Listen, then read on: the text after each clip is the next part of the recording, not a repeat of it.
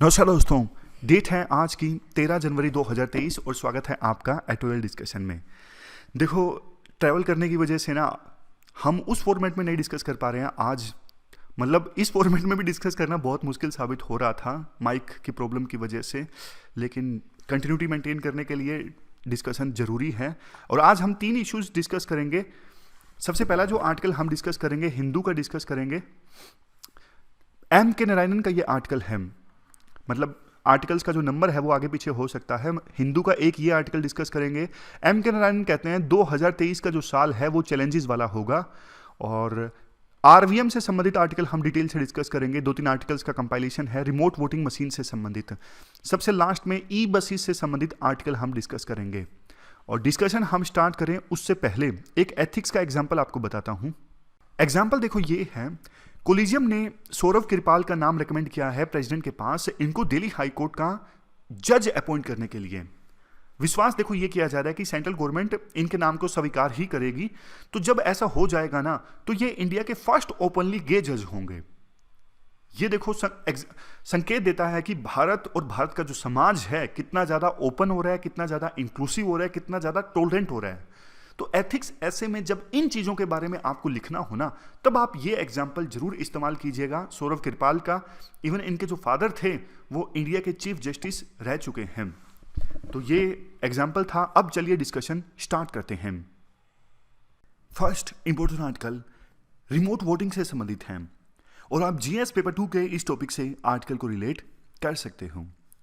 देखो, ये आर्टिकल हमने पहले भी डिस्कस किया था, लेकिन उस समय ब्रीफ में डिस्कस किया था। आज थोड़ा डिटेल में है, आज थोड़ा कॉम्प्रिहेंसिव वे में हम ये समझेंगे रिमोट वोटिंग का पूरा कंसेप्ट है क्या। बहुत सारे माइग्रेंट वर्कर्स अपना घर बार छोड़कर दूसरे शहरों में, दूसरे राज्यों में काम करने के लिए चले जाते हैं। जैसे बिहार का एक वर्कर चला गया गुजरात में। अब देखो वो गुजरात के सूरत में काम कर रहा है, उसकी जो होम कंस्टिट्यूएंसी वो छपरा है, तो वो सूरत में रहते हुए वोट नहीं कर पाता। अब वापस स्पेशल वो वोट देने के लिए जा नहीं सकता छपरा, क्योंकि देखो बहुत खर्चा होता है, आने जाने का किराया भी बहुत लगता है। इस वजह से एक तरफ देखो डेमोक्रेसी इंक्लूसिव नहीं है, क्योंकि एक गरीब पर्सन जो दूसरे राज्य में गया है काम करने के लिए, वो अपने अधिकारों का उपयोग नहीं कर पा रहे हैं। मतलब डेमोक्रेसी जो है वो इंक्लूसिव नहीं है। दूसरा देखो टर्नआउट भी कम रहता है इलेक्शन में। हालांकि देखो भारत में दूसरे देशों के अपेक्षाकृत इलेक्शन में जो टर्नआउट है वो ठीक ठाक रहता है, लेकिन इलेक्शन कमीशन ऑफ इंडिया की कोशिश ये है इसे ज्यादा से ज्यादा इंक्रीज किया जाए। इवन देखो जो एनआरआई हैं, मतलब नॉन रेजिडेंट इंडियन, वो भी देखो स्पेशल देश में आ नहीं पाते वोट देने के लिए। वो चाहते हैं कुछ ऐसा हो जाए कि हम दूसरे देश में रहते हुए भी अपने वोट के अधिकार को यूज कर सकें। तो इन चीजों को एड्रेस करने के लिए ना इलेक्शन कमीशन ने रिमोट ईवीएम डेवलप करवाई है, रिमोट वोटिंग मशीन, आरवीएम उसका स्पेसिफिक नाम है। अभी 16 जनवरी को अलग अलग पॉलिटिकल पार्टीज को इनवाइट किया गया है कि आप आइए देखिए हमने क्या डेवलप किया है। क्योंकि देखो पॉलिटिकल पार्टीज जो हैं इस पूरी इलेक्टोरल प्रोसेस में एक बहुत बड़े स्टेक होल्डर हैं, तो उनको ट्रस्ट में लेना बहुत ज्यादा जरूरी है। इस वजह से इलेक्शन कमीशन ऑफ इंडिया पहले आरवीएम का प्रोटोटाइप यानी आरवीएम का जो नमूना है वो पॉलिटिकल पार्टीज को दिखाना चाहता है, ताकि उनको ट्रस्ट में लिया जा सके कि हमने क्या डेवलप करवाया है। ये जो आरवीएम है रिमोट वोटिंग मशीन, इसको इलेक्शन कमीशन ऑफ इंडिया ने डेवलप करवाया है भारत इलेक्ट्रॉनिक्स लिमिटेड यानी बीईएल और electronics corporation of India limited यानी ईसीआईएल की असिस्टेंस से। मतलब दोनों ने साथ दिया है इलेक्शन कमीशन ऑफ इंडिया का, तब जाके ये आरवीएम बना है। इसमें देखो 3 एस्पेक्ट्स बहुत इंपॉर्टेंट हैं। हम आरवीएम की फंक्शनिंग को समझें, हार्डवेयर एंड वोटिंग प्रोसेस, दूसरे नंबर पे प्रोसेस ऑफ रजिस्ट्रेशन, तीसरे नंबर पे सिक्योरिटी। सबसे पहले है हार्डवेयर एंड वोटिंग प्रोसेस। देखो जो रिमोट वोटिंग मशीन है ना, ये भी ईवीएम की तरह stand alone non network system है। Stand alone non network system के होने का मतलब ये है ये आरवीएम किसी प्रकार के इंटरनेट से नहीं कनेक्ट रहेंगी। ये बताना देखो इसलिए जरूरी है क्योंकि इंटरनेट से जब ईवीएम मान लीजिए कनेक्ट हो जाए ना, तो फिर हैकिंग का खतरा हो सकता है। लेकिन अगर ईवीएम या फिर अब आज वाले आर्टिकल में आरवीएम यानी रिमोट वोटिंग मशीन ये इंटरनेट से कनेक्ट होंगी ही नहीं, तो इनको हैक करना मुश्किल है, हैक नहीं किया जा सकता फिर इनको। इसलिए इस वर्ड पे फोकस किया जा रहा है, stand alone known network system, यानी किसी प्रकार के दूसरे नेटवर्क से इनको नहीं जोड़ा जा सकता। अब काम कैसे करेंगे ये? जैसे मान लीजिए गुजरात का जो सूरत है, यहां पे बड़ी संख्या में दूसरे शहरों से, दूसरे मतलब जो पिछड़े हुए राज्य हैं हमारे देश में, वहां से माइग्रेंट वर्कर्स आते हैं काम करने के लिए। फॉर एग्जांपल उड़ीसा की कोई कंस्टिट्यूएंसी है गोपालगंज, सिर्फ नाम देने के लिए है, इसे आप बिल्कुल सीरियस मत लीजिएगा, मतलब ऐसा मत बोलिएगा कि इस कंस्टिट्यूएंसी से माइग्रेंट वर्कर्स नहीं जाते, ये तो मैं सिर्फ आपको एग्जांपल देने की कोशिश कर रहा हूँ। मान लीजिए उड़ीसा के गोपालगंज से जाते हैं, छपरा से जाते हैं, गया से जाते हैं, एग्जाम्पल है। अब ये अलग अलग कॉन्स्टिट्यूएंसीज के जो वर्कर्स हैं ना, वो सूरत में रह के काम कर रहे हैं। अब देखो होगा क्या, सबसे पहले ना इन वर्कर्स को, इनको वापस नहीं जाना अपनी अपनी कंस्टिट्यूएंसी में काम करने के लिए, इनको यहीं पर वोट देना है सूरत में रहते हुए। तो सबसे पहले तो ना अपनी अपनी कंस्टिट्यूएंसी के रिटर्निंग ऑफिसर के पास इन्हें रजिस्टर करवाना होगा कि भैया हम इस प्रकार से रिमोट वोटिंग करना चाहते हैं। या तो ये रजिस्ट्रेशन ऑनलाइन हो सकता है या फिर ये रजिस्ट्रेशन ऑफलाइन भी हो सकता है। रजिस्ट्रेशन करवाने के बाद इनको ना एक आई कार्ड मिलेगा, आई कार्ड पे एक क्यूआर कोड भी होगा। अब इंटरेस्टिंग है, ध्यान से सुनिएगा। इनको रजिस्ट्रेशन करवाने के बाद जो आई कार्ड मिलेगा ना, उसमें एक क्यूआर कोड भी होगा। अब ये जाएंगे इलेक्शन वाले दिन उस बूथ पे, सूरत में ही, अपनी होम कंस्टिट्यूएंसी में नहीं जाएंगे, सूरत में ही उस बूथ पे जाएंगे जहां पे आरवीएम पड़ी है। अब आप बोलोगे सर एक ईवीएम में तो हमने भी वोट किया है, आपके मन में आया होगा सर हमने भी वोट किया है, एक ईवीएम में तो मान लीजिए 64 कैंडिडेट्स के लिए वोट किया जा सकता है मैक्सिमम। तो फिर अलग अलग कंस्टिट्यूएंसीज के जो लोग हैं सेम बूथ से कैसे अपनी कॉन्स्टिट्यूएंसी के लिए वोट करेंगे?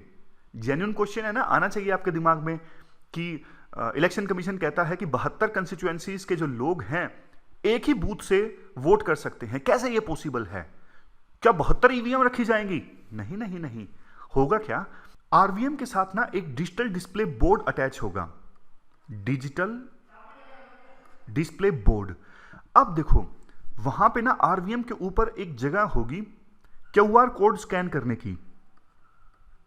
अब जो लोगों के पास जो रिमोट वोटिंग मशीन की सहायता से अपनी कंस्टिट्यूएंसी में वोट करना चाहते हैं, उनकी आईडी कार्ड में, जैसे मैंने आपको पहले बताया था, एक क्यूआर कोड होगा।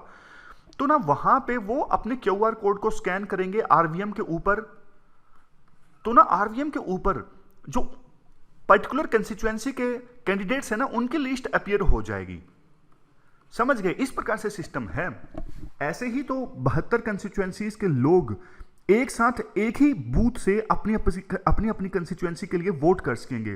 वो पूरा प्रोसेस ऐसे चलेगा, आरवीएम के साथ एक डिजिटल डिस्प्ले बोर्ड अटैच होगा, आरवीएम पे एक जगह होगी क्यूआर कोड को स्कैन करने की, जो वोटर होगा वो अपने वोटर आईडी पर मौजूद क्यूआर कोड को स्कैन करेगा और उसकी कंस्टिट्यूएंसी के जो कैंडिडेट्स हैं ना, उनकी लिस्ट अपीयर हो जाएगी और उसमें से फिर वो चूज कर सकता है कि किसको मुझे वोट देना है अपनी कॉन्स्टिट्यूएंसी के लिए। ऐसे ये पूरा कंसेप्ट चलेगा। समझ गए? अब ये दूसरे नंबर पे आता है प्रोसेस ऑफ रजिस्ट्रेशन, जो मैंने आपको बता दिया कि प्री रजिस्टर वोटर को करवाना होगा ऑनलाइन या फिर ऑफलाइन। स्पेशल पोलिंग स्टेशंस होंगे जो दूसरे राज्यों में सेटअप किए जाएंगे, जहां पे जाके ये वोटर्स अपनी कंस्टिट्यूएंसी के लिए वोट कर सकते हैं। अब तीसरे नंबर पे सबसे इंपॉर्टेंट है सिक्योरिटी। सिक्योरिटी देखो, सिक्योरिटी में ये कहा जाता है इंटरनेट से नहीं कनेक्ट होंगी ये मशीन किसी प्रकार की, और जो रिटर्निंग ऑफिसर है जो रिमोट लोकेशन पे मौजूद है, वो अपने लैपटॉप की सहायता से सिंबल्स को अपलोड करेगा, जिसे देखो वेरीफाई भी किया जा सकता है अलग अलग पॉलिटिकल पार्टीज के रिप्रेजेंटेटिव के द्वारा। और यही जो सिंबल हैं वो देखो रिमोट वोटिंग मशीन की डिस्प्ले यूनिट पर विजिबल होंगे। तो इस प्रकार से, क्योंकि ये पूरी आरवीएम जो है इंटरनेट से कनेक्ट नहीं होंगी, मैक्सिमम सिक्योरिटी इंश्योर की जा सकती है। अब बात आती है सिग्निफिकेंस क्या है रिमोट वोटिंग की। देखो सबसे पहली चीज, 2020 में ना हमारे देश में 600 मिलियन इंटरनल माइग्रेंट्स थे और 85% जो माइग्रेशन होता है विद इन स्टेट्स होता है। जैसे बिहार के अंदर ही कोई वर्कर एक डिस्ट्रिक्ट से दूसरे डिस्ट्रिक्ट में चला जाता है काम करने के लिए, और माइग्रेशन जब हो जाता है ना, वो अपनी होम कंस्टिट्यूएंसी में वोट नहीं कर पाता पर्सन, आपको पता है, और जो रीजंस मैंने शुरुआत में बताए, आपको याद होगा, डेमोक्रेसी इंक्लूसिव नहीं रहती, टर्नआउट कम हो जाता है। टर्नआउट देखो पहले की अपेक्षाकृत हमारे देश में काफ़ी इंप्रूव हुआ है। जब सबसे पहली बार वोटिंग हुई थी ना 51-52 में, तब तो कितना मुश्किल था इलेक्शन करवाना, फर्स्ट इलेक्शन, क्योंकि अंग्रेजों ने तो कभी इलेक्शन करवाया नहीं सीरियसली। तो पहले इलेक्शन में टर्नआउट था 45.7%।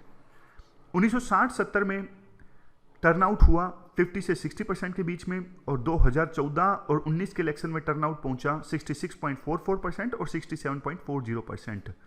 लेकिन अभी भी सोच के देखिए यार, 33% जो लोग हैं अभी भी अपने वोट का इस्तेमाल नहीं कर पाते। तो इस आंकड़े को कम करना बहुत ज़्यादा जरूरी है।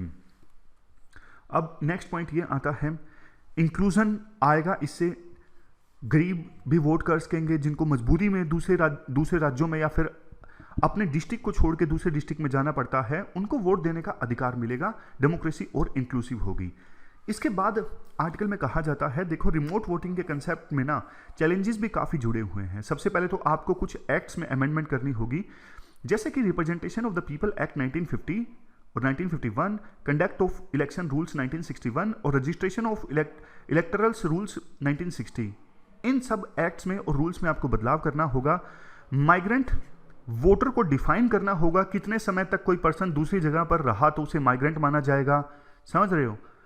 और देखो ये पर्पस जो है रिमोट वोटिंग का, इसको भी डिफाइन करना होगा, like whether remoteness means outside the constituency, district और स्टेट। मतलब क्या कोई एक पर्सन दूसरे राज्य में जाता है सिर्फ उसे रिमोटनेस माना जाएगा, या फिर अपनी कंस्टिट्यूएंसी को छोड़ के मान लीजिए साथ वाली कंस्टिट्यूएंसी में जाके रहने लगता है जो सिर्फ 20 किलोमीटर दूर है, क्या उसे भी रिमोटनेस माना जाएगा। इस पर भी एक सीरियस क्वेश्चन खड़ा होता है। नेक्स्ट, एडमिनिस्ट्रेटिव चैलेंज बहुत सारे हैं, जैसे देखो माइग्रेंट वर्कर्स का कॉम्प्रिहेंसिवली डेटाबेस चाहिए इसे इंप्लीमेंट करने के लिए। रिमोट लोकेशंस पे सीक्रेसी इंश्योर करना जरूरी है। देखो मैं आपको एग्जांपल देता हूं, मान लीजिए बिहार में इलेक्शन है और महाराष्ट्र में इलेक्शन नहीं है। अब देखो महाराष्ट्र की किसी जगह पे रिमोट वोटिंग मशीन लगाई जाती है, तो बिहार में जितनी सीरियसनेस होगी इलेक्शंस कंडक्ट करने की, हो सकता है महाराष्ट्र में उतनी सीरियसनेस ना हो ना। वहां पे मॉडल कोड ऑफ कंडक्ट को इंप्लीमेंट करना बहुत जरूरी है, उतनी सीरियसनेस नहीं होगी मॉडल कोड ऑफ कंडक्ट को लेके। और इसके अलावा वहां पे हो सकता है उतनी सीक्रेसी ना मेंटेन की जाए जितना कि गृह राज्य बिहार में मेंटेन की जाए इलेक्शन के दौरान। तो ये सब भी चीजें चैलेंजेस हैं। इसके अलावा जगह डिसाइड करना, रिमोट पोलिंग बूथ कहाँ पे लगेंगे, और पोलिंग पर्सनल को अपॉइंट करना। जैसे बिहार का इलेक्शन है, गुजरात में वोटिंग मशीन लगानी है, तो बिहार से गुजरात में जाएंगे लोग पर्सनल वहाँ पे रिमोट वोटिंग मशीन इस्टेब्लिश करने के लिए, ये भी दिखते हैं। अवेयरनेस मेंटेन करना भी जरूरी है। अब ये कंसेप्ट इंप्लीमेंट कर भी दिया तो माइग्रेंट वर्कर्स क्या इसका लाभ उठाएंगे, क्या उनको पता लग पाएगा ऐसा कोई कंसेप्ट आया है। उसके बाद टेक्नोलॉजिकल दिखते हैं, जैसे देखो मल्टी कंस्टिट्यूएंसी आरवीएम जो अभी हमने कंसेप्ट डिस्कस किया, आपको तो समझ में आ गया पहली बार में। लेकिन अब वो लोग जो ज़्यादा पढ़े लिखे नहीं हैं, उन्हें क्यूआर कोड स्कैन करवाना, फिर वो चूज करेंगे सारा सिस्टम। ऐसा नहीं कि वो सिस्टम देख के घबरा सा जाएं, तो इस सिस्टम से फैमिलियर होने में भी उनको समय लगेगा। एक सेकेंड, ये पॉपअप आ गया, हटा देता हूँ। हाँ, अब इसके बाद वोट कास्ट जो हुए हैं रिमोट लोकेशंस पे, वहाँ पे उन वोटों की गिनती करना, ये भी एक चैलेंज है। देखो ये जो पूरा सिस्टम है ना, बड़ी पॉलिटिकल पार्टीज को तो फेवर कर सकता है, क्योंकि अब बिहार में इलेक्शन है, गुजरात में वोटिंग मशीन लगती है, तो बड़ी पॉलिटिकल पार्टी है तो वो वहाँ पे भी चुनाव प्रचार कर सकती है, उसकी यूनिट वहाँ पर भी है। अब कोई छोटी पॉलिटिकल पार्टी है जो बिहार तक सीमित है, वो अपने बंदों को गुजरात में भेजे, ये मुश्किल हो जाएगा। मतलब समझ रहे हो। नेक्स्ट है अर्बन एपैथी। देखो बहुत सारे वोटर इसलिए वोट नहीं देते क्योंकि वो शहरों में टेंडेंसी होती है ना, कुछ नहीं बदलेगा, हमारा वोट से कुछ नहीं होगा, एक वोट से वो छुट्टी मना लेते हैं, वोटिंग मतलब वोट अपने बूथ तक जाते नहीं हैं। उसके बाद नेक्स्ट है यूनियन स्टेट राइट्स के बीच में टकराव। अभी देखो जो वोटिंग रोल है ना, उसको तैयार करवाने की पूरी जिम्मेदारी स्टेट इलेक्शन कमीशन के पास है, लेकिन जब ये कंसेप्ट इंप्लीमेंट होगा ना, तो इलेक्शन कमीशन ऑफ इंडिया का कहना है कि हम एक कॉमन इलेक्टोरल रोल बनवा लेंगे स्टेट असेंबलीज के लिए भी, लोकल बॉडीज के लिए भी, लोकसभा के लिए। तो स्टेट इलेक्शन कमीशन का कहना है हमारे दायरे में ये चीज़ आती है, आप हमसे मत छीनिए। इसके बाद नेक्स्ट है concern raise by election commission of India. उन्होंने कंसर्न रेज किया है, इन टर्म्स को डिफाइन करना जरूरी है, जैसे migrant worker, ordinary residence, temporary absence, ताकि किसी प्रकार का कोई एम्बिग्विटी ना हो, विवाद उत्पन्न ना हो। अब नेक्स्ट है वे फॉरवर्ड। वे फॉरवर्ड में कहा जाता है, देखो सभी स्टेक होल्डर्स का ट्रस्ट होना जरूरी है। ट्रस्ट नहीं होगा ना तो फिर पॉलिटिकल पार्टीज का, लोगों का इस पूरी प्रोसेस पे ना विश्वास नहीं आएगा, लोग इसका इस्तेमाल नहीं करेंगे और पूरा जो ये इनोवेटिव कंसेप्ट है ना धरा का धरा रह जाएगा। इसके अलावा डिबेट होनी चाहिए पार्लियामेंट में और स्टेट असेंबलीज में, जहां पर भी होनी है, तभी जाके रेलेवेंट लॉ बने। लास्ट में ये कहा जाता है, इलेक्शन कमीशन ऑफ इंडिया देखो अपनी रेपुटेशन के लिए जाना जाता है, ट्रांसपेरेंसी और इंटीग्रिटी के लिए जाना जाता है। तो ये नया कंसेप्ट लाने से पहले ना कॉन्फिडेंस बिल्ड होना चाहिए वोटर्स में, पॉलिटिकल पार्टीज में और सभी स्टेक होल्डर्स में। तो ये पूरा आर्टिकल हमने डिस्कस किया रिमोट वोटिंग मशीन से संबंधित। चलते हैं आगे। इसके बाद दूसरा जो आर्टिकल है वो एम के नारायणन का है। एम के नारायणन देखो पश्चिम बंगाल के गवर्नर थे और नेशनल सिक्योरिटी एडवाइजर की पोस्ट पर भी रह चुके हैं, जिस पोस्ट पर आज के समय में अजीत डोवल हैं। आप जीएस पेपर 2 के इस टॉपिक से आर्टिकल को रिलेट कर सकते हो। देखो एम के नारायणन का ये कहना है 2023 का जो साल है ना, इस साल में वर्ल्ड में और ज्यादा इंस्टेबिलिटी और ज्यादा अनसर्टेनिटी रह सकती है। सबसे पहला पॉइंट वो देते हैं, यूक्रेन रशिया वार अभी चल रहा है। यूक्रेन रशिया वार में ना एस्केलेशन बढ़ सकता है। अब एस्केलेशन बढ़ने का मतलब ये है कि वार और तेज हो सकता है, वर्टिकल एस्केलेशन भी और हॉरिजॉन्टल एस्केलेशन भी। क्या मतलब है दोनों टर्म्स का? देखो वर्टिकल एस्केलेशन बढ़ने का मतलब ये है कि अभी दोनों के बीच में युद्ध चल रहा है मान लीजिए, और ज्यादा जो स्ट्रॉन्ग वेपन्स हैं उनका इस्तेमाल होने लगे, फॉर एग्जांपल न्यूक्लियर वेपन्स। ये है वर्टिकल एस्केलेशन। हॉरिजॉन्टल एस्केलेशन का मतलब यह है कि अभी तो सिर्फ दोनों के बीच में युद्ध चल रहा है, मान लीजिए रशिया और नाटो के बीच में युद्ध स्टार्ट हो जाए, तो इसका मतलब है कि हॉरिजॉन्टल एस्केलेशन हो जाना, ज्यादा हो जाना, समझ गए? तो दोनों तरह की एस्केलेशन के बढ़ने का रिस्क है। और कुछ कुछ देखो सिचुएशन वैसी ही है जैसा फर्स्ट वर्ल्ड वार से पहले थी, यानी 1916 के आसपास थी। और क्या फैक्टर्स हैं जो बताते हैं कि अनसर्टेनिटी ज्यादा रह सकती है? देखो अभी ना प्रॉक्सी वार चल रहा है एक प्रकार से, यूक्रेन और वेस्टर्न कंट्रीज एक तरफ, दूसरी तरफ रशिया। लेकिन डायरेक्टली वार नहीं चल रहा है जैसा पिछले पॉइंट में मैंने आपको बताया। लेकिन हॉरिजॉन्टल एस्केलेशन जब होता है ना तो डायरेक्ट वार स्टार्ट हो जाएगा, फिर वर्ल्ड फर्स्ट वर्ल्ड वार की तरफ बढ़ सकता है। क्योंकि देखो एक बार वेपन्स का यूज हुआ, ग्रुप्स बन गए, तो फिर कंफ्लिक्ट जो है वो बढ़ता ही जाता है, किसी के कंट्रोल में नहीं रहता। नेक्स्ट पॉइंट है डिफेंस पर एक्सपेंडिचर से संबंधित। देखो पहले जर्मनी और फ्रांस जैसे जो देश थे अपने डिफेंस पर इतना नहीं खर्च कर रहे थे, लेकिन अब ऐसे ऐसे देश भी, जर्मनी, फ्रांस, जापान, ये अपने डिफेंस पर बहुत ज्यादा खर्च करने लगे हैं। इंडिया भी आपको पता है टॉप कंट्रीज में आता है जो डिफेंस पर सबसे ज्यादा खर्च करता है। तो विभिन्न देशों का इस प्रकार से डिफेंस पर ज्यादा खर्चा करना वर्ल्ड को इंस्टेबिलिटी की तरफ ले जाता है। अब यहां पर एक बार आंकड़ा भी दिया जाता है जो आप देख लीजिए, ये देख लीजिए। जापान ने ऑलरेडी डिक्लेयर किया है कि वो अपनी जीडीपी का 2% डिफेंस पे खर्च करेगा, क्योंकि जापान को खतरा है चाइना से और नॉर्थ कोरिया से। इंडिया वर्ल्ड लीडर है डिफेंस स्पेंडिंग के मामले में, तो फिर इंडिया भी डिफेंस पर और ज्यादा खर्च कर सकता है। एक देखो दिक्कत ये है, अभी तक ना इंडिया रशिया पर बहुत हद तक डिपेंडेंट था सप्लाईज के लिए। हालांकि इंडिया ने अपना इंपोर्ट जो है डिफेंस संबंधित वो डाइवर्सिफाई किया है पिछले कुछ सालों में, लेकिन मेजॉरिटी ऑफ इंपोर्ट अभी भी इंडिया रशिया से करता था। लेकिन अब इंडिया रशिया से अपने इंपोर्ट को काफी कम करेगा, दूसरे देशों से ज्यादा इंपोर्ट करने लगेगा। हालांकि देखो ऑलरेडी इंडिया डाइवर्सिफाई कर चुका था, लेकिन यूक्रेन रशिया वार के कारण और ज्यादा रशिया के ऊपर जो डिपेंडेंस है इंडिया कम करेगा। किसके पास जाएगा आपको भी पता है, क्वाड जैसे ग्रुप हैं उनके मेंबर कंट्रीज के पास इंडिया जाएगा, जैसे यूएस के पास, इजराइल के पास। फ्रांस क्वाड में नहीं है, इजराइल भी नहीं है, लेकिन बता रहा हूं यूएस क्वाड में है, इजराइल, फ्रांस, इन देशों के पास में इंडिया जाएगा अपनी डिफेंस सप्लाईज को इंश्योर करने के लिए।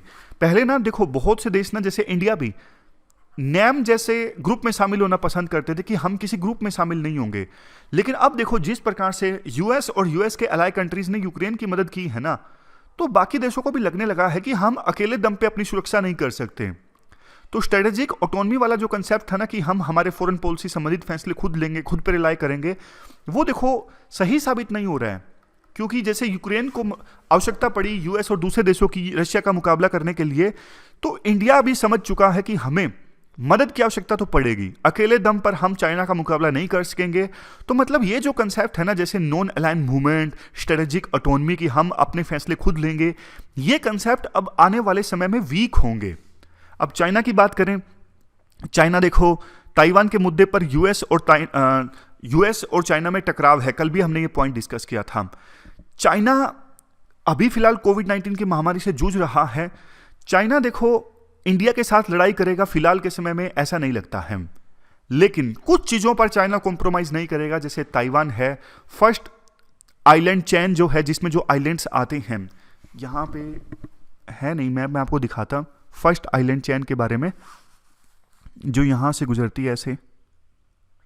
तो फर्स्ट आइलैंड चेन में जो आइलैंड्स आते हैं ना, उनकी सुरक्षा को लेकर चाइना कॉम्प्रोमाइज नहीं करेगा। ये जो इश्यूज हैं वो चाइना के काफी करीब हैं। अदरवाइज देखो चाइना भी अभी एस्केलेशन नहीं चाहता है ज्यादा, मतलब कन्फ्लिक्ट फिलहाल के समय में चाइना नहीं चाहता है यूएस के साथ, क्योंकि चाइना अभी कोविड-19 पर फोकस करना चाहता है। आईएमएफ ने चाइना की इकोनॉमी की जो फोरकास्टिंग है वो बहुत ज्यादा कम कर दी है।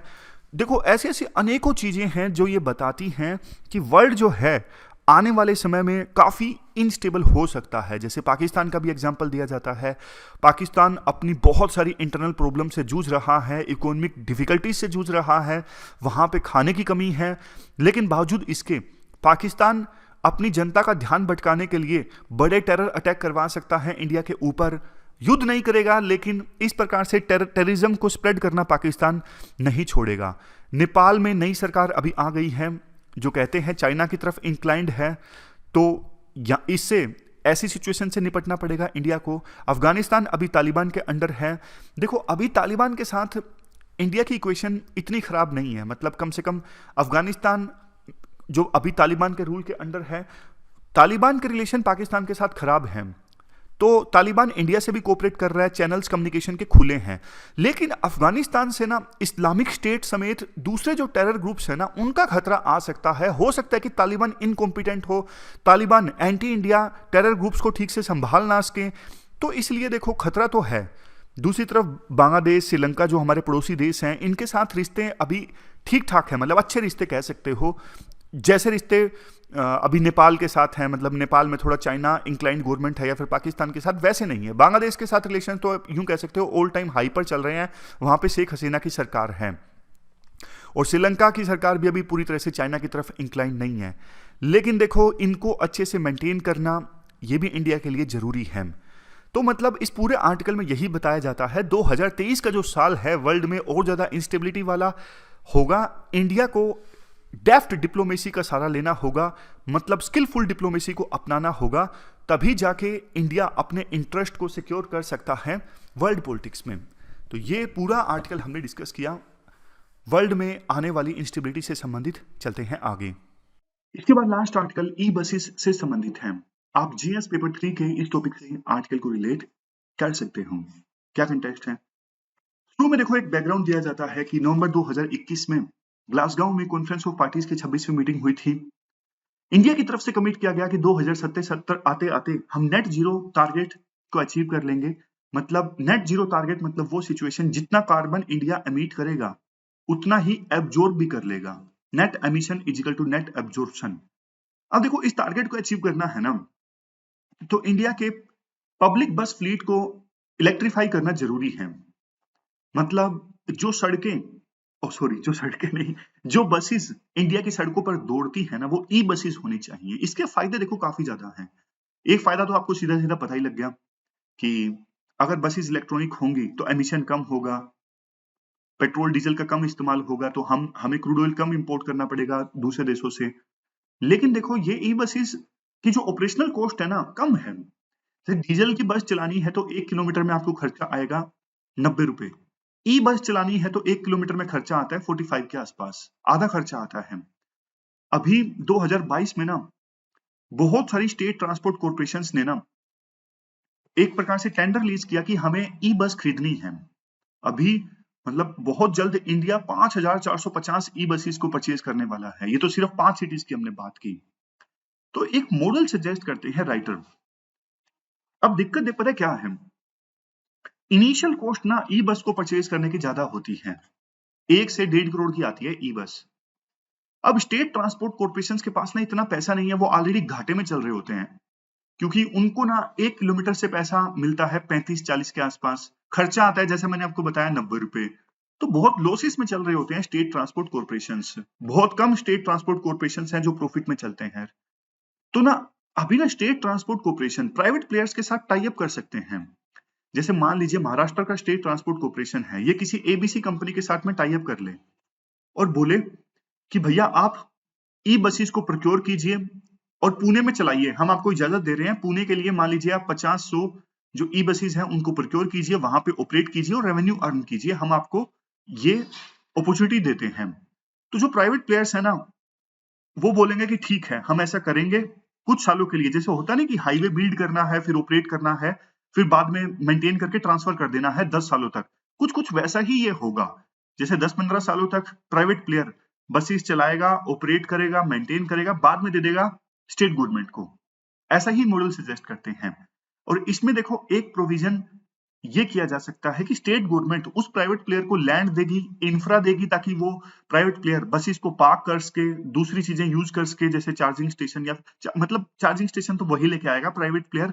जो भी जरूरी चीजें होती है ना, जरूरी इंफ्रा वगैरह, लैंड वगैरह जो दे सकता है स्टेट गवर्नमेंट, वो देगी गवर्नमेंट, बाकी सारी चीजें प्राइवेट प्लेयर लेके आएगा। तो ये है पूरा कंसेप्ट, नया मॉडल जो सजेस्ट करते हैं राइटर। अब देखो राइटर ये कहते हैं इसमें ना प्रोजेक्ट फाइनेंसिंग जो है ना वो बहुत जरूरी है। प्राइवेट प्लेयर देखो तभी आएगा जब उसको ना एक प्रकार से सिक्योरिटी मिले स्टेट गवर्नमेंट से। अगर उसको पेमेंट सिक्योरिटी नहीं मिलेगी तो वो नहीं आएगा। उसके अलावा जैसे देखो सोलर एनर्जी के लिए एक डेडिकेटेड इंस्टीट्यूशन है ना, solar energy corporation of India SECI। अभी ना समय आ गया है कि ट्रांसपोर्ट सेक्टर के लिए भी ऐसा ही कोई रेगुलेटर होना चाहिए, डेडिकेटेड बॉडी होनी चाहिए जो मार्केट को डी रिस्क कर सके, रिस्क फ्री बना सके और कैपिटल रेज करने में मदद कर सके। तो ऐसी ही बॉडी अभी फिलहाल ट्रांसपोर्ट सेक्टर को भी चाहिए। इसके लिए आरबीआई, स्टेट गवर्नमेंट और सेंट्रल गवर्नमेंट ये एग्रीमेंट कर सकते हैं। और ये जो एग्रीमेंट है जो 3 पक्षीय होगा, इससे स्टेट ट्रांसपोर्ट कॉर्पोरेशन के द्वारा जो पेमेंट का वादा किया जाता है प्राइवेट प्लेयर से, उसको गारंटी मिल जाएगी। तो ये पूरा आर्टिकल हमने डिस्कस किया बसेस से संबंधित। ये थी हमारी आज की डिस्कशन। फिलहाल इस डिस्कशन में इतना ही है। Thank you very much for discussion.